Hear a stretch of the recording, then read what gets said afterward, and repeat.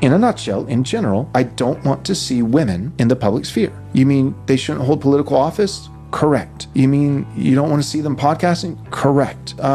What about in the marketplace, with, 9 to 5, careers? No, not that either. Like, I don't want to see women holding positions in the public square. I don't. I think the 19th Amendment should be repealed. I think that because, first and foremost, because I'm a Christian. And it's like, where do women get their voice? Where women get their voice is from their father, from their husband.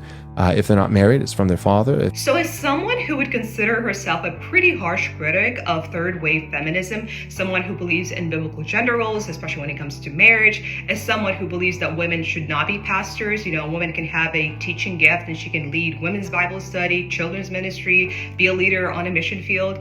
As someone who holds all those positions, I find this rhetoric concerning and not even biblical. My question to this pastor would be, what about Priscilla and Aquila, who are a missionary couple who was working with, Paul, and they were teaching Apollos, and Priscilla held a pretty, teaching position, even leading position there, What about Lydia, the seller of purple cloth, a businesswoman? She's not in some cute, feminine profession like a nurse or something, She was very instrumental to Paul's ministry. So, when I hear this kind of rhetoric, which is kind of rising on the right, I get concerned. If this is what it means to be a Christian nationalist, I want to make sure that I do not subscribe to this.